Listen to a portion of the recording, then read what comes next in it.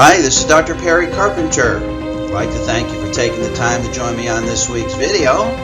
On this week's video, we're in session number 5 of our new series entitled The New Era Qualified Medical Evaluator.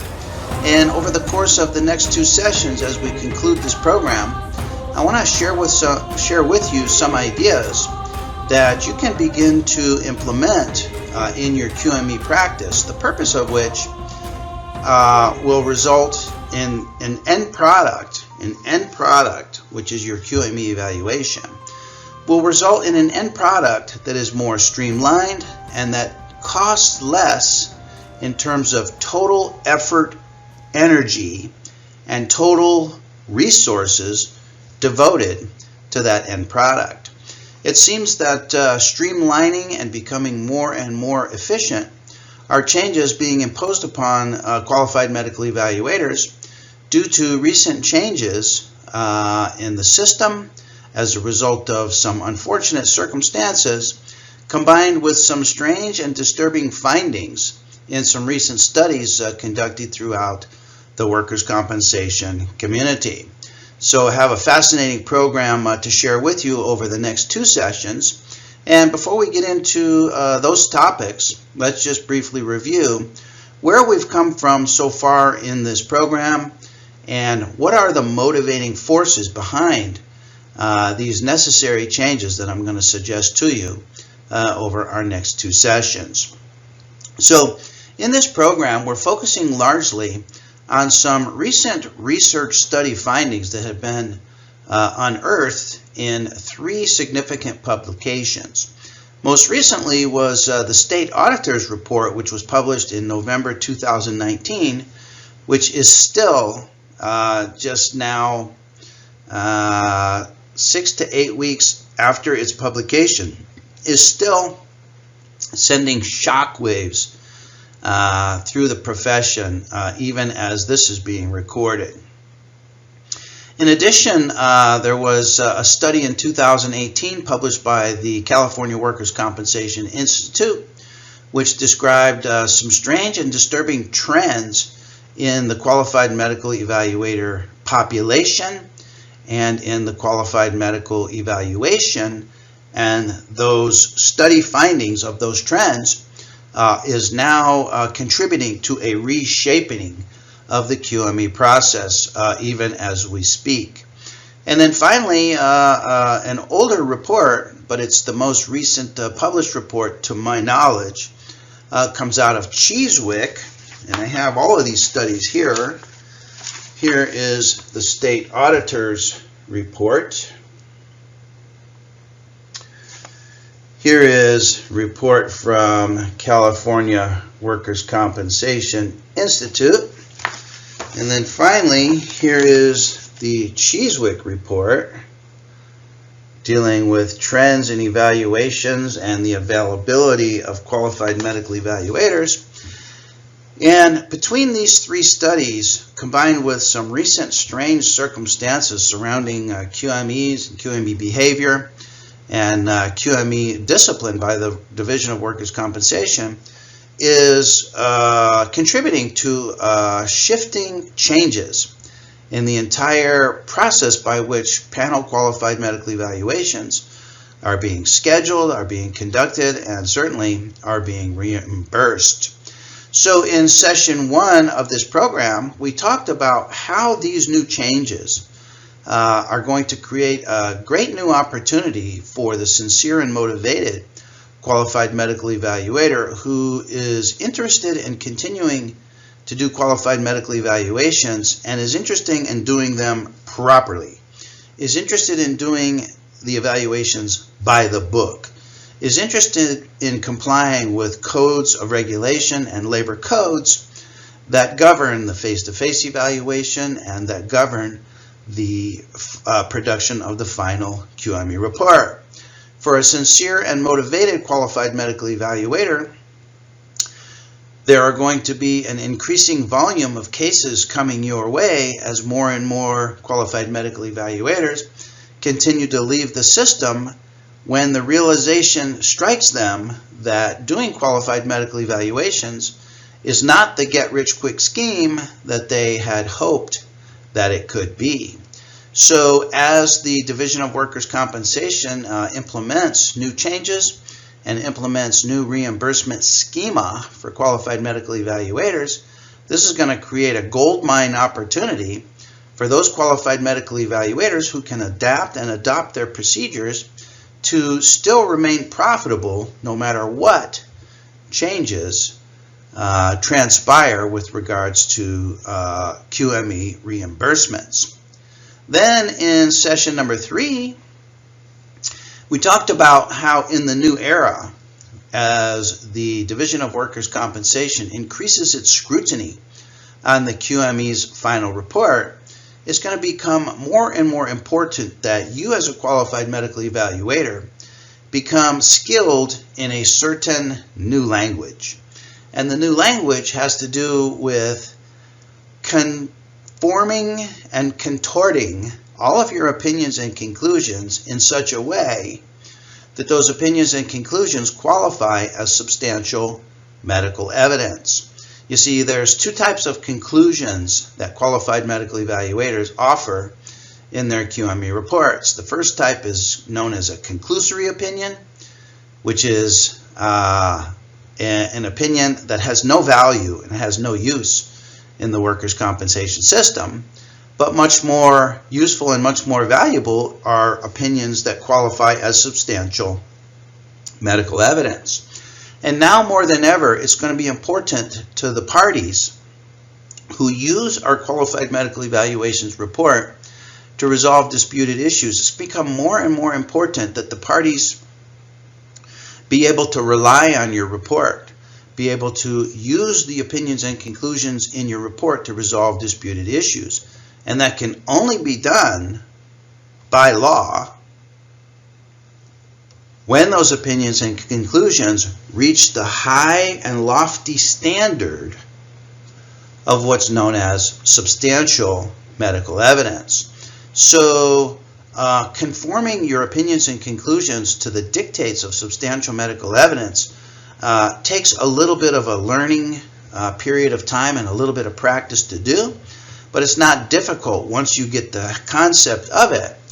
And once you firmly grasp the concept of substantial medical evidence, there's no going back, and you forever forward will be able to survive as a qualified medical evaluator, because you, unlike other qualified medical evaluators, will be able to resolve disputed issues, will be able to bring finality to some of these cases that just seem to go on and on and on forever as qualified medical evaluators just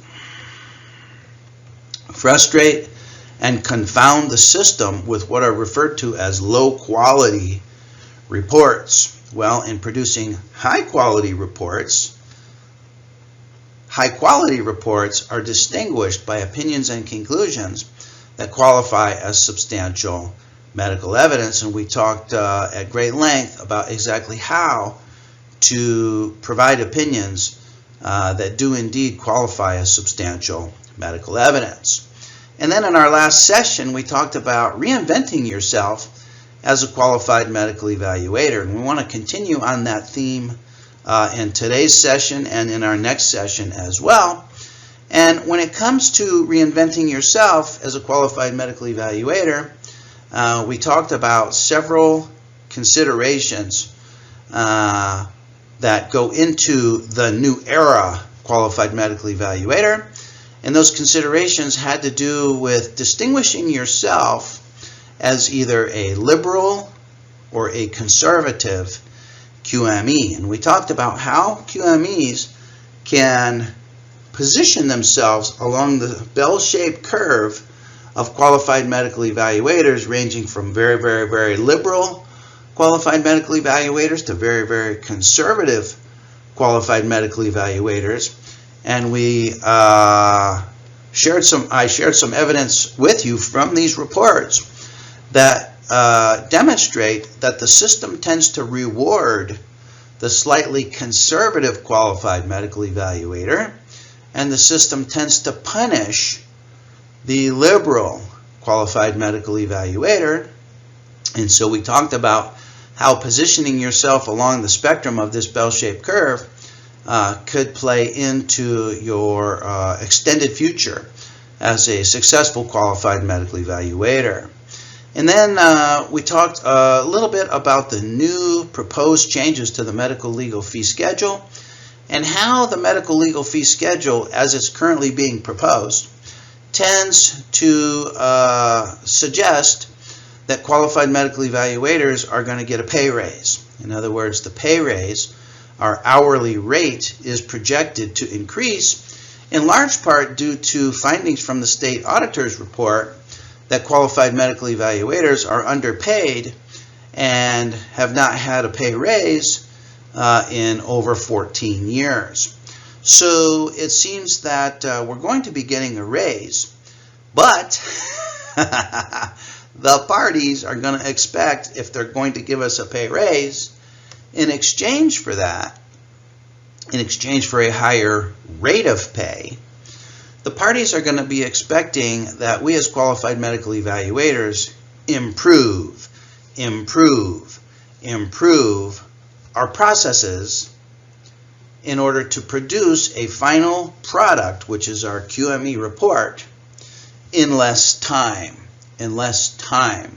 They're willing to pay us a higher rate, but they're not willing to pay us same equivalent hours for what it takes to produce a high quality QME report.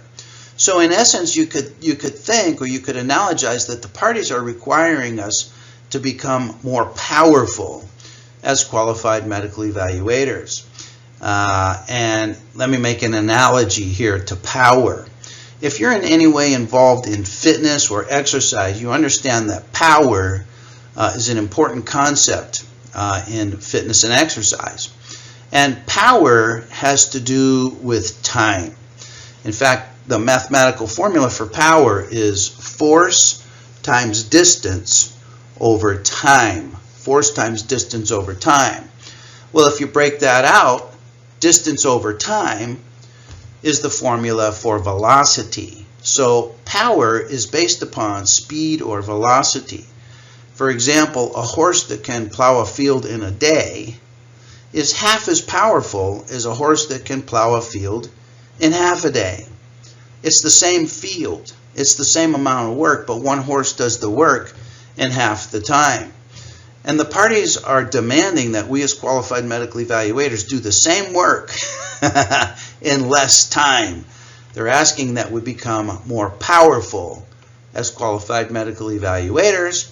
And so we concluded our session on reinventing yourself as a qualified medical evaluator with what I described as the new paradigm for the qualified medical evaluator, and how the new paradigm is going to be based upon efficiency systems. So in today's session, let's continue along the topic of efficiency systems and talk about how you can implement some key efficiency systems to help you become a more powerful qualified medical evaluator. Okay? So let's begin today's session with systems in the qualified medical evaluation. Okay, so the new paradigm for the qualified medical evaluator is going to involve ever improving systems implemented from the very inception of the appointment to the very conclusion of dropping your finished product report into the mailbox with proofs of service to all parties. The whole process is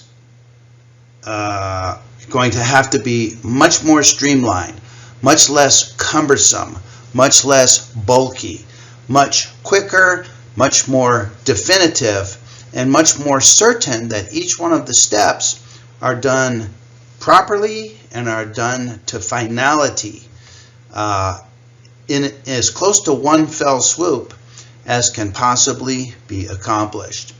And so I want to share with you today several systems that you can begin to implement immediately, including some systems for the intake and scheduling of the examinee so that the overall process can be quick. I have some systems to share with you regarding the review of records so that whole process can be quicker, faster, and less burdensome. I have some systems to share with you regarding confirmations, and these are critical systems because the whole evaluation is for naught, N-A-U-G-H-T, naught, if one or the other of the players fails to show for the evaluation. The examinee fails to show, if an interpreter fails to show, if the satellite office location fails to open for you on time, your whole evaluation and all the time, effort, and energy that you've invested in that evaluation up until that point in time is lost for naught.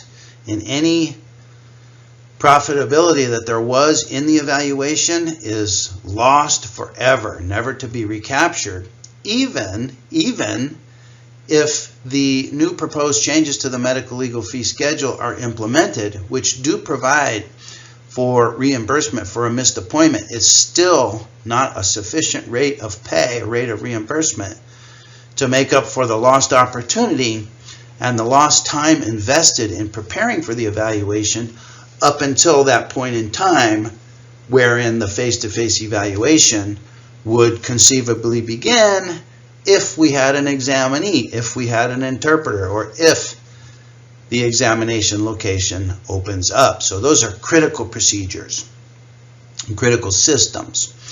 I want to share with you a couple systems that you can implement in your face-to-face evaluation so that you can get the data that you need to provide your final opinions and conclusions, primarily on the critical issues, including AOE, COE, permanent impairment, and apportionment. If you can go into the face-to-face evaluation targeted and directed in determining the data necessary to resolve those three issues, you can get in and out of that face-to-face evaluation efficiently with what you need and still produce a final product that is streamlined and profitable.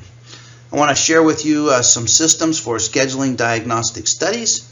And I can tell you that after scheduling hundreds and hundreds and hundreds of diagnostic studies, it's extremely time-consuming and it's extremely difficult because it involves dealing with a number of different players. And because of the numbers of players involved, the complexity involved with getting the necessary diagnostic studies is extremely complex. But I have some systems for you that will help simplify it so that you can actually consider, maybe for the first time, you can actually consider ordering diagnostic studies for your examinees. And then finally, I want to share with you some new ideas that have to deal with quick and accurate, with a key emphasis on the word accurate, quick and accurate medical decision making. And this is now absolutely a necessity for qualified medical evaluators because we're no longer going to have the time to agonize and to deliberate and to ponder over our final opinions and conclusions in our report. No longer are we going to have that luxury. The parties are demanding that we become much more powerful in providing our final opinions and conclusions. And so that requires that you get to it.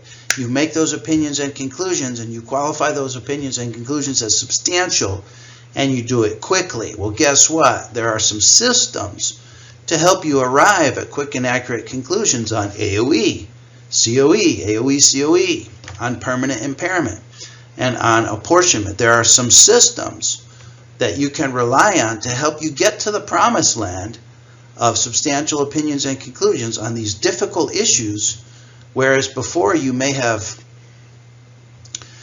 spun your wheels and considered every possible piece of data and every possible consideration in coming up with your final opinions and conclusions, and we no longer have the luxury to do that. We now have to get to these opinions and conclusions much more quickly, and I have some systems to share with you on that. Okay, so let's get into now some systems involving intake and scheduling of your examinee. Okay, so the first system I have to share with you has to do with intake and scheduling your examinee for their appointment. Now, for many doctors, this procedure is done for them by their staff, but on the other hand, there are many doctors who handle the entirety of even the intake and scheduling of the examinee themselves. And I know several or many successful qualified medical evaluators who handle the entire process themselves from start to finish. So the suggestions that I'm going to share with you in this section dealing with intake and scheduling systems will apply to both parties, whether you handle this yourself or whether this is done for you by staff. Because even if this is done for you by staff, and I myself, I have this done for me by staff, but even if it's done for you by staff, when your staff have 10, 15, 20, 50, 100 evaluations that don't go through, that aren't bona fide actual evaluations, and yet they've spent the time, effort, and energy and lost opportunity to set up an evaluation that is not a solid evaluation. After your staff does this 20, 40, 50 times, they're going to come to you and they're going to grab you by the neck and say and tell you that you need a better system to determine those appointments that are good, solid appointments, and those appointments that are not good or solid appointments. So here is a system that we've arrived at here, and that is proving to be successful with many of my clients as well. And that has to do when you get a phone call or you hear your fax machine going off and in comes an appointment for a qualified medical evaluation. Well, it's important that you realize that when your fax machine does go off or when you do get a phone call for an appointment, that's not the same as an appointment. What you're getting initially is a request for an appointment. That's different from an appointment. Not all calls and not our faxes are appointments. They are requests for an appointment. And then you must take these requests for an appointment through a process, through a system, to determine if they are actually bona fide appointments that you are going to move forward with and actually put on the books and document and notice all the parties as a verified bona fide appointment. Okay? In other words, the principle of this system is to only set up appointments with day, dates, and times when that appointment has been fully authorized by the payer of the appointment, which is the claims administrator. Okay, so imagine this. You get a phone call, and typically it comes in from the applicant attorney, and they are requesting an appointment for their client for a qualified medical evaluation. Well, what I suggest that you do is that you request a copy of the panel and a demographics page that be sent to you electronically, preferably in MS Word format. Now, the panel's not going to come in MS Word format, but hopefully the demographics page will come to you in MS Word format so that you can copy and paste from the form when it comes time for you to fill out your own appointment notification form. Either you or your staff can quickly cut and paste and simply transfer the demographic data from the applicant attorney's office or perhaps from the claims administrator's office, and can simply be imported or pasted into your appointment notification form. Okay? When you receive an appointment for, when you receive a request for an appointment on a represented case, you need to confirm that you are the last man standing and that all parties have gone through the appropriate strike process. I can't tell you how many times I and my clients get requests for evaluations where the strike process has not been completed to the satisfaction of both parties, and one or the other parties is simply either jumping the gun prior to the other party exercising its right to strike, or one party is jumping the gun in order to strong arm or leverage or twist the elbow of the other party, and it's not an actual last man standing situation. So you only want to proceed with scheduling appointments wherein you are verified to be the last man standing, and both parties or all parties agree that you are the last man standing. When you're confirmed that you're the last man standing, ask that the demographics be emailed to you in electronic format, hopefully in MS Word form, in MS Word file format. That's .docx file format. In unrepresented cases, you can ask the injured worker to email you the panel that has your name on it, the panel, in the form of a photo from their cell phone. And with this photo from their cell phone, you can begin the completion of the appointment notification form on your own time without speaking to the examinee on the phone, without wasting unnecessary time and unnecessary chit-chat with the examinee over the phone.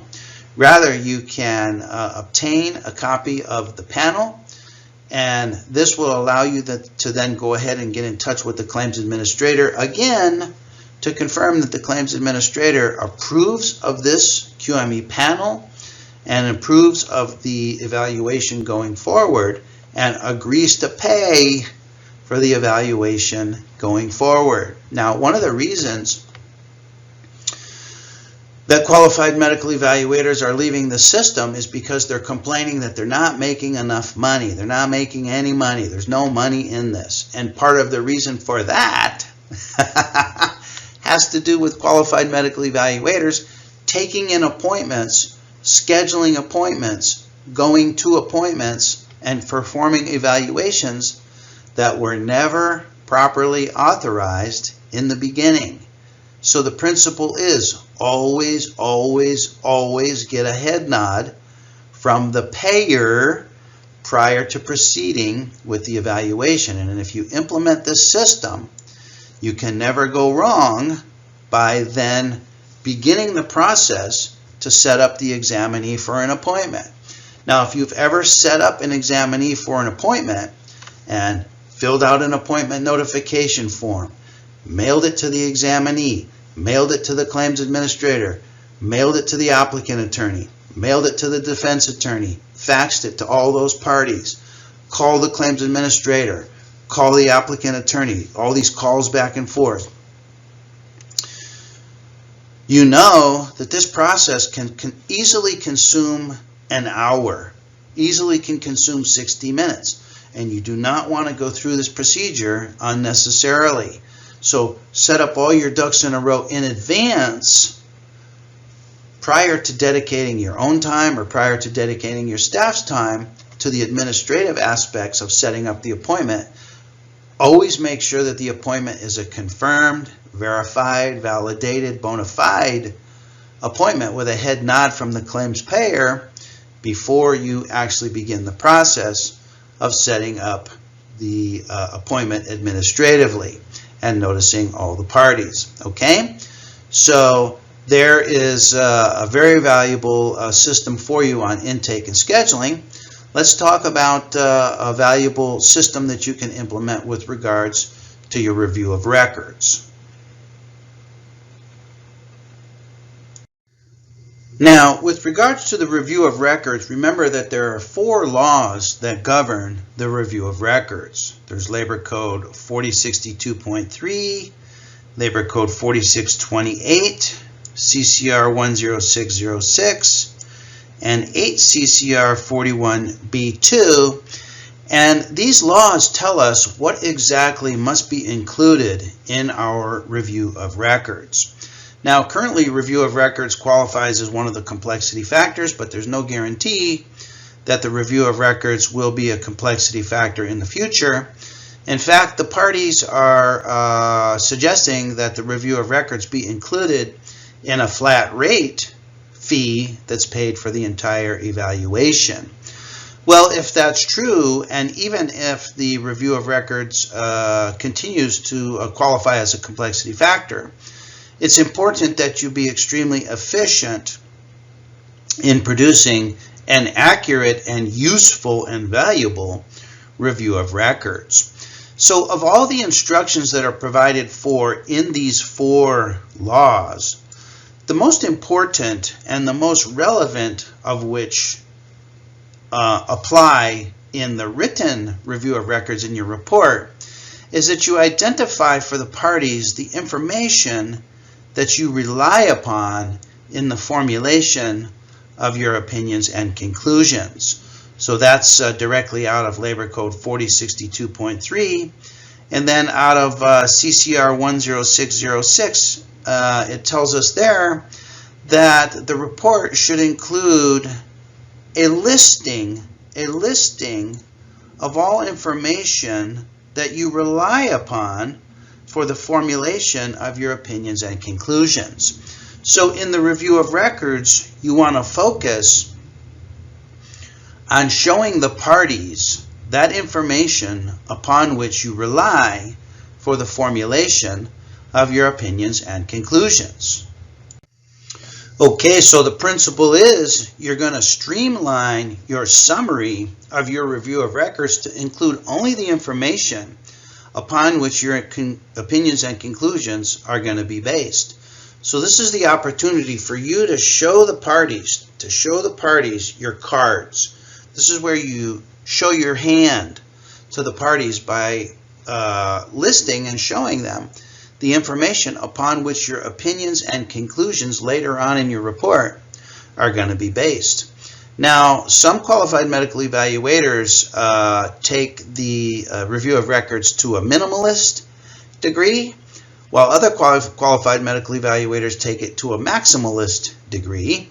And the minimalists simply list the records that they received, and they list it in bulk. For example, they will provide a listing in their review of records that says records received from Kaiser between the dates of January 1st, 2014 through December 12th, 2019, 384 pages. And that is certainly a concise summary of the records received on a minimalist side of the spectrum. And other qualified medical evaluators go to the extreme and recapitulate the entirety of the document, including every written letter on every page of the document, and they recapitulate the entire document as if the whole document is simply pasted in to the body of their report. And neither of those are the proper way to do a review of records according to the 4 laws that I just shared with you. Now, it's important to remember that the review of records is a breathing, living, and valuable aspect and valuable section within the body of your report. It's so valuable that it's currently qualifies as a complexity factor under CCR 9795 under our current medical legal fee schedule. So this is so valuable because it's where you, as the qualified medical evaluator, show the parties your cards, where you show them your data, you show them your information upon which later on in your report your opinions and conclusions can be based. And the parties are going to look at your review of records to see whereupon your opinions and conclusions are coming from. So in this sense, you can streamline your summary to only include the information upon which your opinions and conclusions later on in the report are going to rely. Now, what does that mean? Does that mean it's necessary for you to review the examinee's blood pressure? Is it necessary for you to document in your review of records, in your summary of the records, the examinee's oxygen saturation and their height and weight on the date of their initial evaluation after falling from a scaffold? What is the information that's going to be critical upon which your opinions and conclusions later on in the report are going to be based? That's the type of data that you want to include in your summary in the review of records. And everything else from those entire documents that's not relevant to your opinions and conclusions later on in your report can be discarded. Okay, so there's a philosophic system in terms of constructing your review of records, and then mechanically in terms of preparing the review of records within the body of the report. I like to use voice dictation software, which can transcribe the spoken word at approximately 2 times the speed at which those words can be typewritten into the actual document. And there are very good voice recognition softwares out there available now for cheap. Even base versions of some of these voice recognition softwares are sufficient to be able to very quickly learn the medical language that we use in the qualified medical evaluation without having to pay for an expensive upgrade to a medical version of voice dictation software. So these voice dictation softwares are very, very good, and they significantly streamline the mechanical process of review of records. And it's especially applicable to use voice dictation software in the review of records, where you're simply reading off of documents, reading off of written documents, and having the system transcribe that to the body of your report. Some qualified medical evaluators also use voice dictation software to dictate within the body of their report, and I find it less helpful for that, where the words are coming from the thought process of the qualified medical evaluator. But in the review of records, where the words are simply coming from the written word that you're reading off of someone else's document, this voice dictation software works extremely well for that. And then also for repetitive inputting into your review of records, it's very helpful to use the clipboard. So the clipboard in your Microsoft Word can store repetitive entries in your review of records. So for example, if you have 100 PR2 progress reports from Kaiser, you can simply type out one time Kaiser Permanente dash primary treating physician's progress report colon, and cut, or I should say copy and paste that to your clipboard, and then you never have to retype that again, even though you're inputting 100 progress reports to within the body of your own report. You'll never have to type that phrase over again. And this works extremely well for multiple authors of these documents. If you have multiple authors of documents, you simply type the author one time, the name of the document one time, and then you can simply transfer and paste from your clipboard.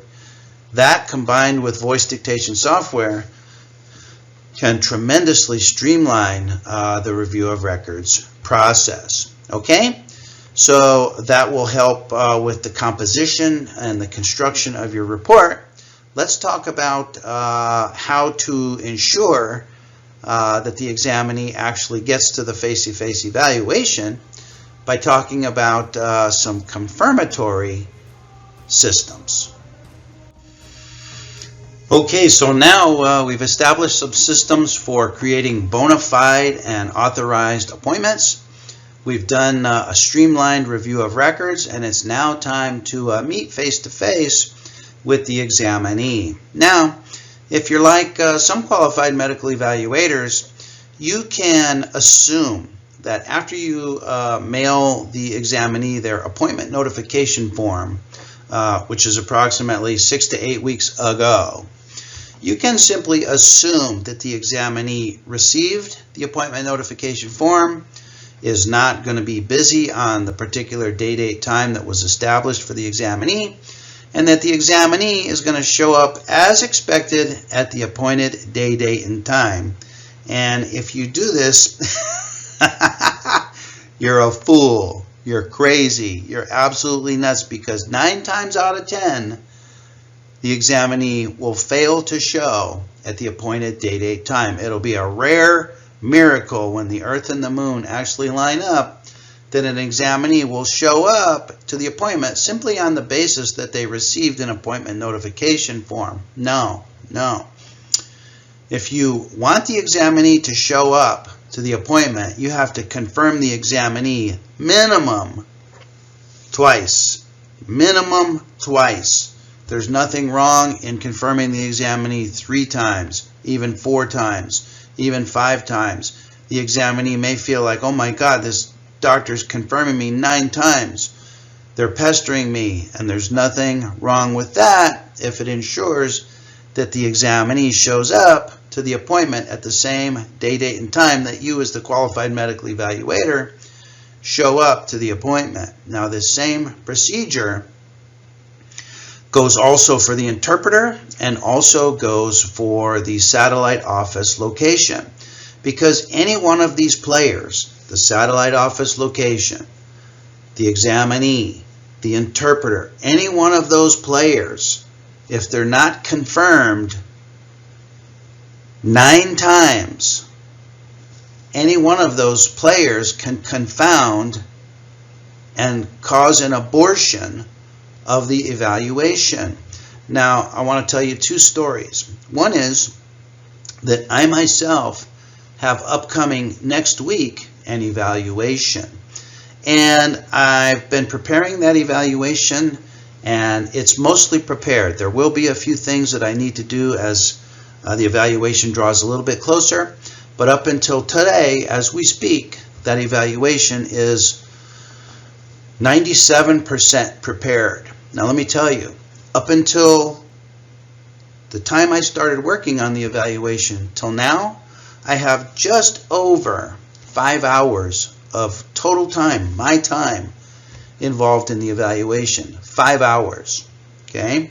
This is what it takes to properly prepare an evaluation that many of the parties don't understand. I have 5 hours recorded to the minute into this evaluation prior to even seeing the examinee face-to-face.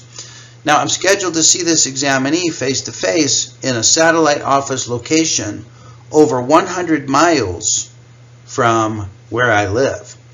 Okay?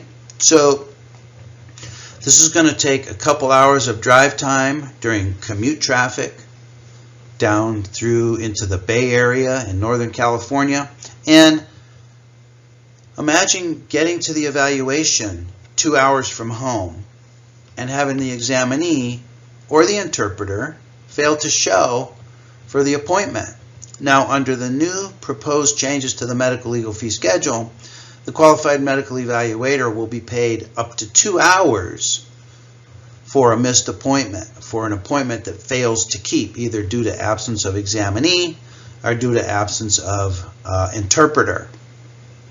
2 hours. I told you I already have 5 hours into this evaluation, not to count the 2 hours drive time to the satellite office location, time waiting for the examinee, time driving back from the satellite office location. Could be as many as 10 hours of time. 10 hours of time lost, where reimbursement only covers 2 hours of time lost. So it's critical in the new era that we not have failed appointments, that we not have interpreters that fail to show for appointments, that we not have satellite office locations that open 15 minutes late, 20 minutes late, don't open until an hour later. It's as critical that every one of these I's be dotted and T's be crossed if we're going to remain profitable in the new era, where our reimbursements and times allocated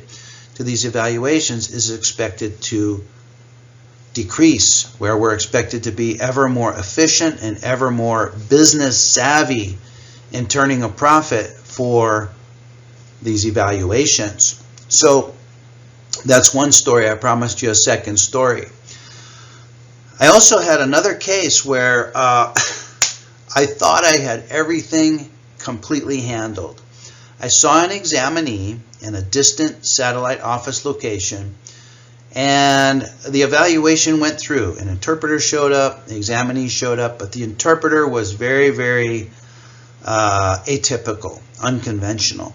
And I felt that the interpreter was not proper, and I reported such to the parties. Well, the parties demanded that a reevaluation be set with a new certified interpreter. Okay? Okay, so we have a reevaluation appointment set up with a new interpreter. Well, in the meantime, the examinee himself asked if there was a better, more convenient location that he could be seen at. And indeed, I had another satellite office location closer to where he lived, and because it was a follow-up evaluation, the law allowed a movement of the evaluation location.